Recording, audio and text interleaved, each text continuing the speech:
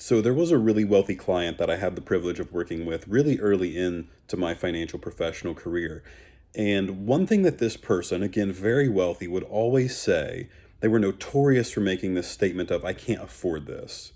And I'm sitting here thinking, I'm looking at your numbers. I see your portfolio. You've done very well for yourself, better than the majority of people would hope and dream to do for themselves. And yet you say that you can't afford something. And it almost bothered me. It took me years to work up the courage to where I finally got the nerve to ask, what do you mean when you say you can't afford this? And I'll never forget his response was, just because I have the money to buy something does not mean that I can afford it.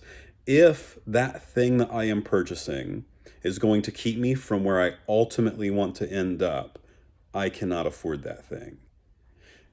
Those words really impacted me. Unfortunately, I wish that it would have taken hold immediately and I would have been able to implement that and understand that. It took years later for me to really understand what that means. A lot of times, we're looking at our budget, we're trying to figure out how I can afford this, what does this mean for me in a monthly sort of payment schedule, not realizing that just by doing that, by implementing all of those sorts of strategies to make it work, we're keeping ourselves from what our ultimate goal is.